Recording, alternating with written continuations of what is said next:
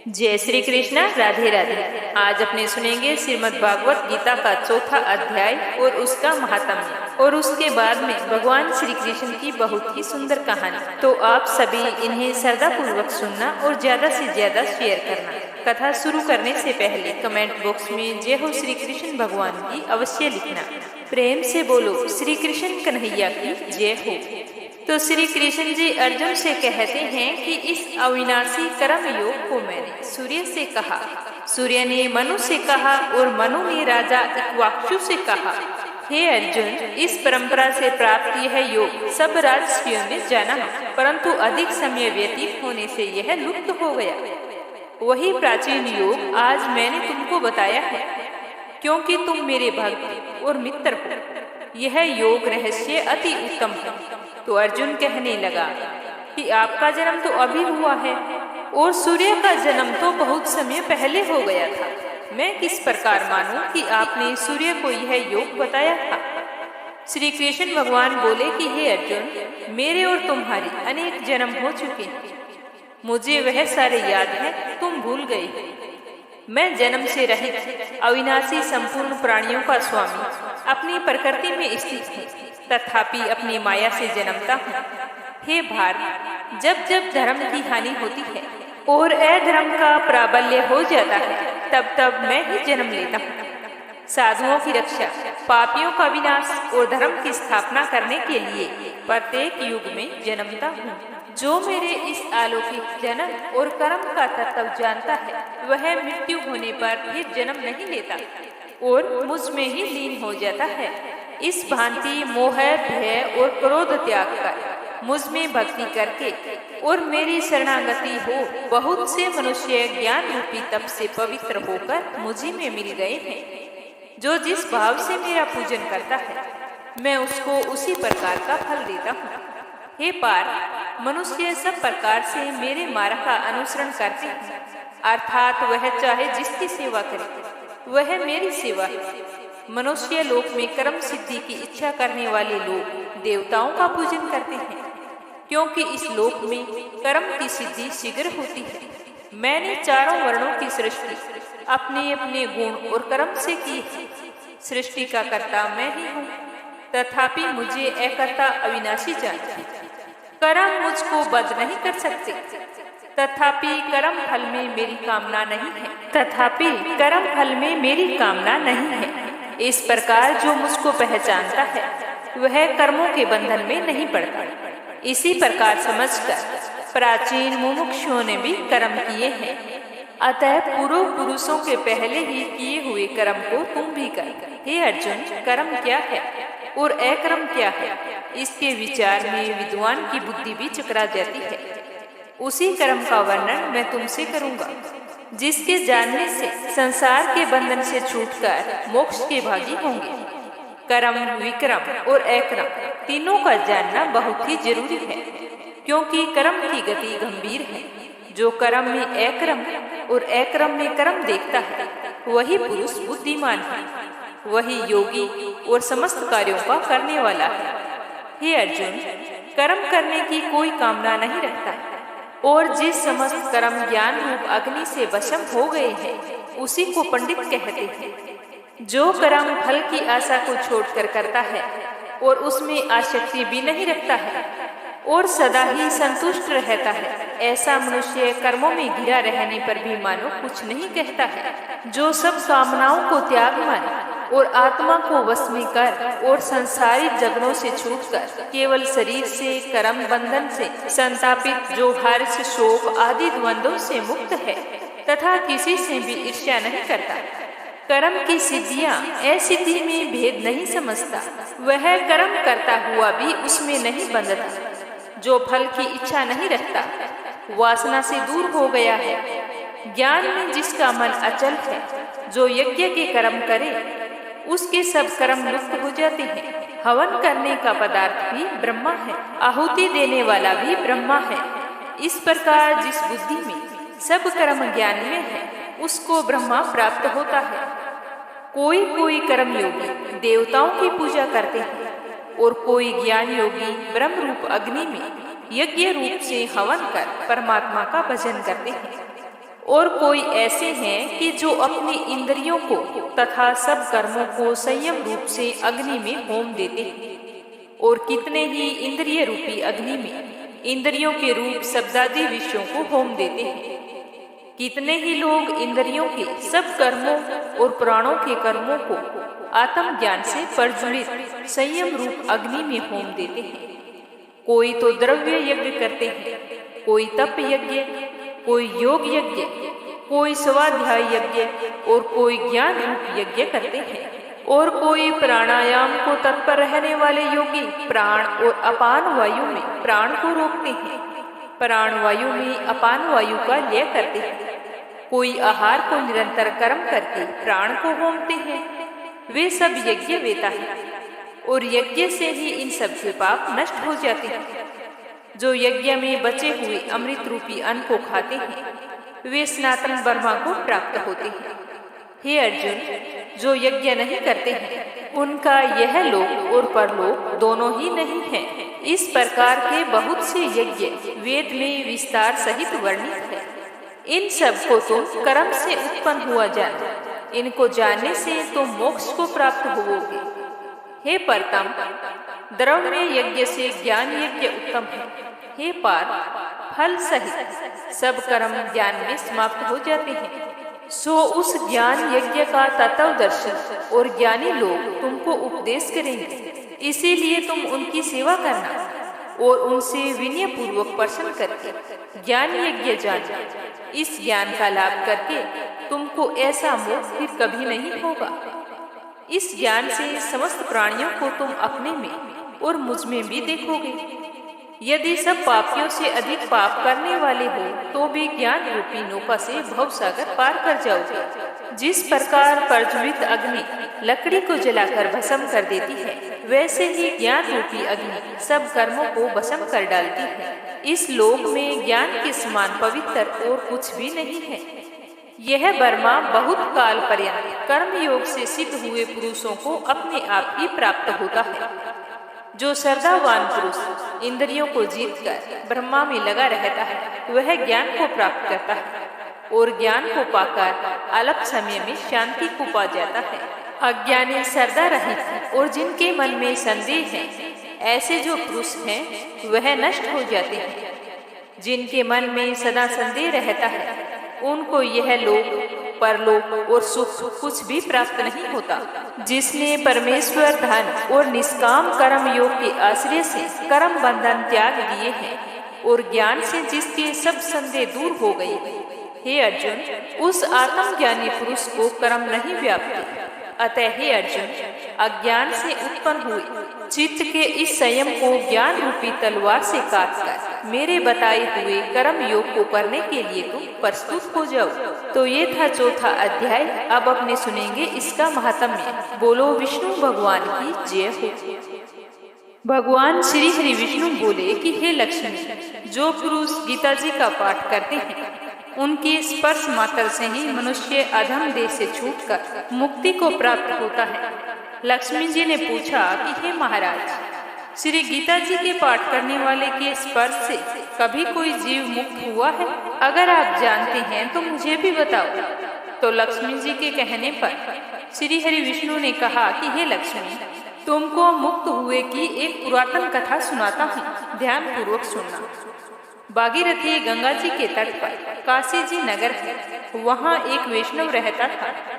वह गंगा जी में स्नान करके गीता जी के चौथे अध्याय का पाठ किया करता था। एक दिन वह साधु वन में गया। वहाँ बेरी के 2 वृक्ष थे, उनकी बड़ी ही छाया थी। साधु वहाँ पर बैठ गया और थोड़ी ही देर बाद में साधु को नींद आ गई। तो उसने एक बेरी से पांव लगा लिया और दूसरी बेरी के साथ अपना सिर लगाकर वह सो गया।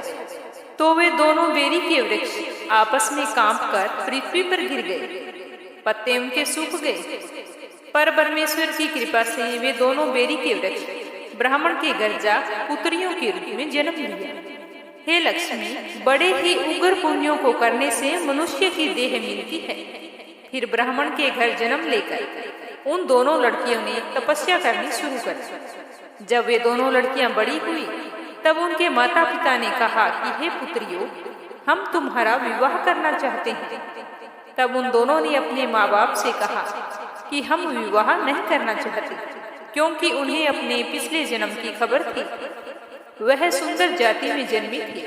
उन्होंने कहा कि हमारे मन में तो बस एक ही कामना है, पर परमेश्वर वह पूर्ण करे तो बहुत ही भली बात हो। उनके मन में यही था कि जिस साधु के स्पर्श से हमारी मुक्ति हुई है, जिस अधम देह को छूट के हमें यह देह मिली है, वह साधु हमें मिले। इतना विचार करके उन दोनों लड़कियों ने अपने माता पिता से तीर्थ यात्रा करने की आज्ञा मांगी। तो उसके माँ बाप ने उन्हें तीर्थ यात्रा की आज्ञा दे दी और कहा कि तुमको परमेश्वर जी की आज्ञा है। तब उन दोनों कन्याओं ने अपने माता पिता के चरण स्पर्श करके वंदना की और वहां से प्रस्थान किया। तीर्थ यात्रा करती करती बनारस पहुंची। वहां जाकर देखा कि वहां पर वही तपस्वी बैठा है जिसकी कृपा से दोनों को बेरी की देह से छुटकारा मिला था। तो दोनों कन्याओं ने वहां जाकर चरण वंदना करके विनती की कि हे संत जी, धन्य हो, आपने हमको कृतार्थ कर दिया। तो उनकी बात सुनकर उस तपस्वी ने कहा कि तुम कौन हो, मैं तो तुम्हें नहीं पहचानता। तो कन्याओं ने कहा कि हम आपको पहचानती हैं। हम पिछले जन्म में बेरी की योनि में थे। तुम एक दिन वन में आए थे। तुमको बहुत ही धूप लग रही थी। तब तुम एक बेरी के वृक्ष के तले बैठकर आराम करने लगे। जब तुम्हें नींद आने लगी तो तुम वहां पर सो गए। एक बेरी से आपके चरण लग गए और दूसरे बेरी के वृक्ष से आपका सिर लग गया। उसी समय हमें बेरी देह से मुक्ति मिल गई। अब हमने ब्राह्मण के घर में जन्म लिया है। ब्राह्मणी है, बड़ी सुखी है। तुम्हारी कृपा से हमारी गति हुई है। तब तपस्वी ने कहा कि मुझे तो इस बात की खबर ही नहीं थी। अब तुम आज्ञा करो कि मैं तुम्हारी क्या सेवा करूं। तुम ब्रह्म रूप उत्तम जन्म श्री नारायण जी का मुख हो। तब उन कन्याओं ने कहा कि हमको श्री गीता जी के 4थे अध्याय का फल दान करो, जिससे हम देव देही पाकर सुखी हों। तो उस तपस्वी ने 4थे अध्याय के पाठ का फल दे दिया। देते ही उनको कहा कि तुम आवागमन से छूट जाओ। इतना कहते ही आकाश से विमान आई और उन दोनों ने देव देही पाकर बैकुंठ को गमन किया। हे तपस्वी ने कहा कि मैं नहीं जानता था कि श्री गीता जी के 4थे अध्याय का ऐसा महात्म्य है। तब वह मन वचन व कर्म से नित्य प्रति अटूट श्रद्धा सहित श्री गीता जी का पाठ करने लगा। तो ये था श्रीमद् भागवत गीता के 4थे अध्याय का महात्म्य। अब अपने सुनेंगे श्री कृष्ण भगवान की कहानी। श्रद्धा पूर्वक सुनना और कमेंट बॉक्स में श्री कृष्ण भगवान का जयकारा अवश्य लगाना। आज मैं आपको सुना रही हूँ भगवान श्री कृष्ण के बाल रूप और शिव जी की पौराणिक कथा। क्या हुआ था जब भगवान भोलेनाथ पृथ्वी पर कृष्ण जी के दर्शन के लिए आए थे। जब भगवान श्री कृष्ण ने पृथ्वी पर अवतार लिया, उस समय भगवान भोलेनाथ समाधि में लीन थे। लेकिन जब बाद में उन्हें पता चला कि विष्णु भगवान ने कृष्ण जी के रूप में पृथ्वी पर अवतार लिया है, तो उनके मन में उनसे मिलने की मनसा जागृत हुई। महादेव शिव शंभु को श्री श्याम सुंदर के बाल रूप के दर्शन करने की बहुत ही इच्छा हो गई और वे एक योगी का भेष बनाकर मैया यशोदा के द्वार पर गोकुल में नंद भवन के बाहर पहुंचकर आवाज लगाने लगे। आवाज कुछ इस तरह से लगाई, अलख निरंजन, अलख निरंजन, कहाँ हो प्रभु। यह कहकर भगवान शिव गाने लगते हैं कि एक योगी आयो रे तेरे द्वार, दिखा दे मुख लाल का, ओ मैया दिखा दे मुख लाल का, तेरे पालने में पालनहार, दिखा दे मुख लाल का, ओ मैया दिखा दे मुख लाल का। लिए अखियों में प्यास योगी करे अरदास, ओ मैया दिखा दे मुख लाल का, मैया ऐसो संजोग नाटाल, दिखा दे मुख लाल का, ओ मैया दिखा दे मुख लाल का, तेरे भरे रहेंगे भंडार, दिखा दे मुख लाल का, ओ मैया दिखा दे मुख लाल का। मैया यशोदा उस समय श्री श्याम सुंदर जी को नहला धुलाकर उनका श्रृंगार करने में व्यस्त थी और बाहर खड़े योगी की आवाज को सुन नहीं पाई। योगी भेषधारी शिव भोले ने फिर से आवाज लगाई, लेकिन फिर भी अंदर से कोई जवाब नहीं आया। तभी वहां से एक वृक्ष की वृद्धा गोपी गुजर रही थी। उसने उस योगी को प्रतीक्षा करते हुए देखा तो उनके पास गई और पूछने लगी कि बाबा आप किसे बुला रहे हो। तो गोपी की बात सुनकर योगी का भेष धारे भोलेनाथ ने कहा कि गृह स्वामिनी को पुकार रहा हूँ माई। तो गोपी ने कहा कि किस लिए पुकार रहे हो, क्या आपको भिक्षा चाहिए? तो योगी ने कहा हाँ माई। तो गोपी ने कहा कि यहाँ पर तो कोई दिखाई नहीं दे रहा, चलो तुम मेरे घर चलो, वहाँ पर तुम्हें भिक्षा मिल जाएगी, मैं तुम्हें भिक्षा दूंगी। तो योगी बोला कि तुम माई? तो गोपी ने कहा हाँ मैं दूंगी, क्यों? अन्न धन वस्त्र जो तुम मांगोगे मैं वही दूंगी। तो योगी ने कहा नहीं माई, मेरा भी एक नियम है कि मैं एक दिन में एक ही द्वार पर जाकर अलग जगाता हूँ, और यदि उस द्वार से कुछ मिल जाए तो अच्छा है, अन्यथा मैं उस दिन किसी दूसरे के द्वार पर नहीं जाता हूँ। तो बाबा की यह बात सुनकर गोपी को बहुत चिंता हुई। उसने कहा कि हे भगवान, तो फिर तो भूखे ही रहोगे? तो योगी ने कहा कि हाँ माई, भूखा ही रहूंगा, जैसी प्रभु की इच्छा है वैसा ही होगा। तो गोपी ने कहा कि नहीं नहीं बाबा, हमारे गांव से कोई भी साधु भूखा चला जाए तो यह सारे गोकुल के लिए लज्जा की बात होती है। बाबा तुम यहीं पर ठहरो, मैं अंदर जाकर देखती हूँ कि यशोदा रानी कहाँ है। ऐसा कहकर वह वृद्धा गोपीनंद भवन के अंदर गई। अंदर जाकर देखती है कि मैया यशोदा तो श्याम सुंदर का श्रृंगार कर रही थी और साथ ही उन्हें लोरी गाकर सुला रही थी। और इधर बाहर खड़े योगी वेशधारी भगवान शंकर ने मन ही मन कहा कि प्रभु दर्शन किए बगैर तो मैं आज नहीं जाऊंगा। तो गोपी ने अंदर जाकर मैया यशोदा से कहा कि ओ यशोदा रानी, क्या कर रही हो? देखो बाहर कोई बाबा आया है भिक्षा के लिए। तो गोपी की आवाज सुनकर मैया यशोदा ने कहा कि आओ काकी, क्या बात है? तो गोपी बोली कि यशोदा रानी, तेरे द्वार पर एक योगी कब से भिक्षा के लिए खड़ा है, तूने उसकी आवाज नहीं सुनी? तो यशोदा मैया बोली नहीं, मैंने तो नहीं सुनी, मैं तो मेरे बाल गोपाल को सुला रही हूँ। तो गोपी बोली कि जल्दी करो, जल्दी से उसको भिक्षा दे दो, मुझे तो लगता है वह बहुत ही बड़ा महात्मा है, लल्ला को बाद में सुला देना। तो मैया यशोदा बोली कि अच्छा ये बात है, तुम्हें कैसे पता कि ये बहुत बड़ा महात्मा है? तो गोपी ने कहा कि ऐसा योगी मैंने कभी नहीं देखा, उसके मुख पर तो आंख टिकती ही नहीं है। तो यह सुनकर यशोदा मैया बोली कि वो क्यों? तो गोपी बोली अरे उसका तेज इतना है कि उसके ललाट पर जैसे सूर्य का तेज होता है, और देखो कितना कड़ा नियम है उसका, जिस द्वार पर भिक्षा के लिए खड़ा हो बस वहीं से भिक्षा लेकर लौट जाता है, अगर वहाँ से भिक्षा ना मिले तो वह भूखा ही चला जाता है। तो गोपी की यह बात सुनकर मैया यशोदा ने कहा कि काकी, आटा चावल दाल गुड़ घी ये सब कुछ ले लिया है, 2-4 दिन के लिए काफी होगा, चलो देकर आते हैं। तो गोपी बोली कि अरे दक्षिणा के लिए कुछ दान भी तो ले ले, बड़े दिव्य मूर्ति हैं, उसे पसंद कर ले, आशीर्वाद पाएगी, तेरा लल्ला सुख पाएगा। तो मैया यशोदा बोली कि ओ काकी, मैं तो दक्षिणा लानी भूल ही गई, चलो मैं अभी लेकर आती हूँ। तो मैया यशोदा संदूक में से धन और एक मोती की माला निकालते हुए कहती है कि काकी बड़ी दिव्य आत्मा है ना, तो ये लो बहुमूल्य मोती की माला ही दे देती हूँ।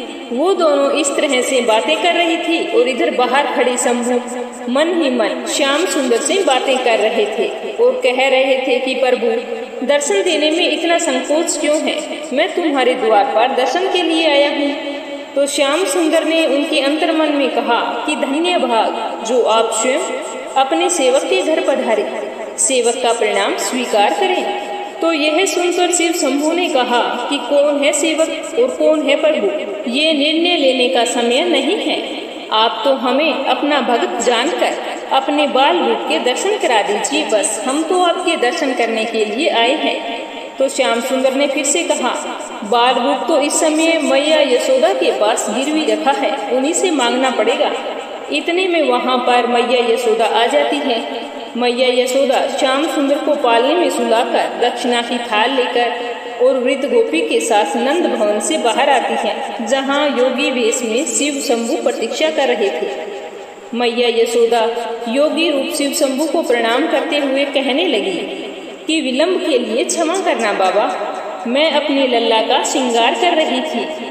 तो यह सुनकर शिव शंभू बोले कि धन्य हो तुम मैया, जिसने ऐसे दिव्य बालक की सेवा का सौभाग्य प्राप्त हुआ है। माता, मुझे भी उस परम दिव्य शिशु के दर्शन करवा दीजिए।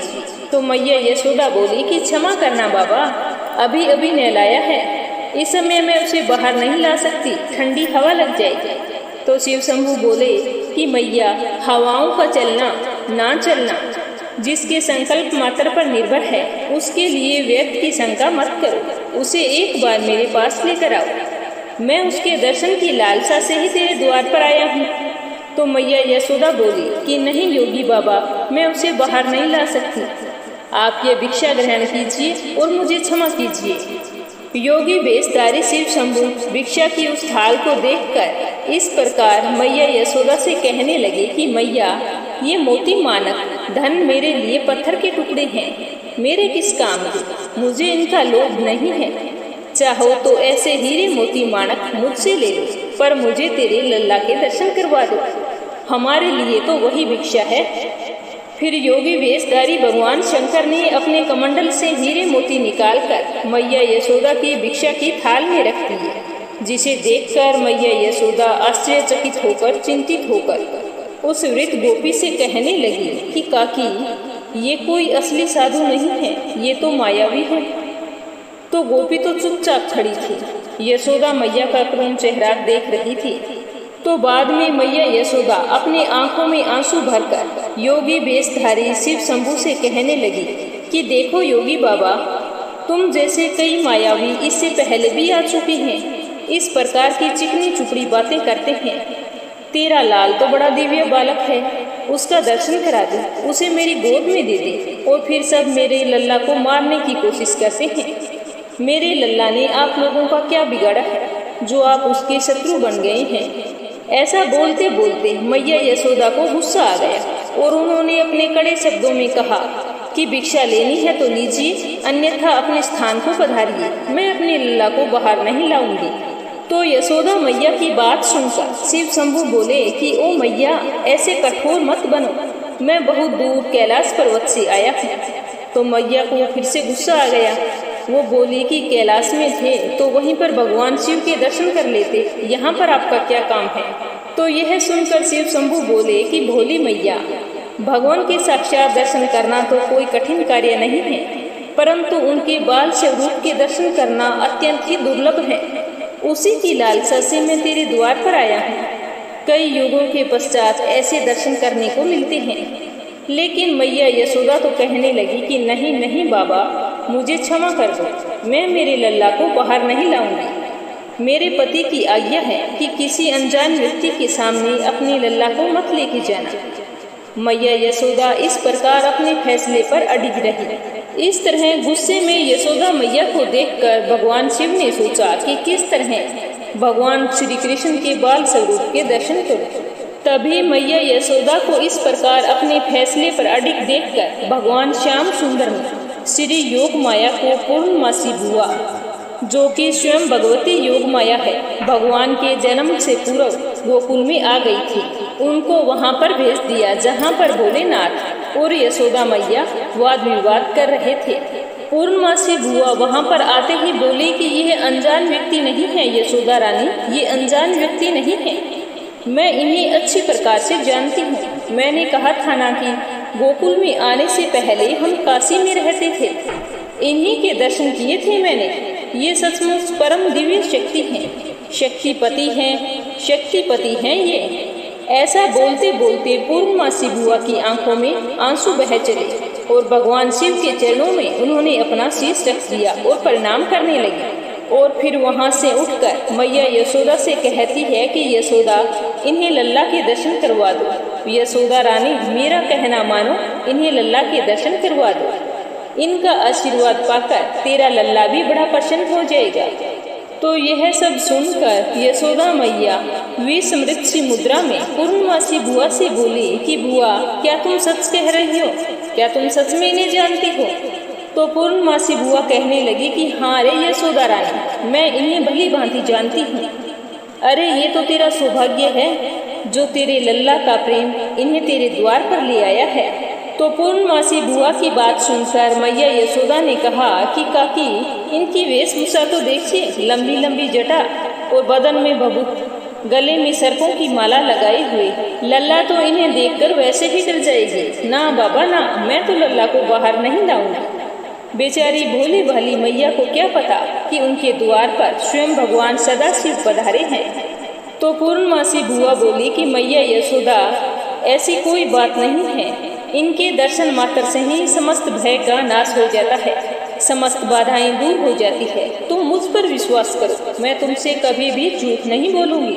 तो इस तरह का वार्तालाप देखकर वहाँ पर खड़ी वृद्धा गोपी ने बुआ का समर्थन करते हुए कहा कि हाँ रे यशोदा रानी, ये पूर्णमासी बुआ कभी झूठ नहीं बोलती है। यशोदा रानी, तुम्हें याद है जब वो पहले गोकुल में आई थी, तब इसी ने तुझे आशीर्वाद दिया था ना कि तुम्हें लल्ला होगा। उस समय तुम सब आशा छोड़ चुके थे। ये सदा सच कहती है, सो इनकी बात मान ले बेटी, ये झूठ नहीं बोल रही है।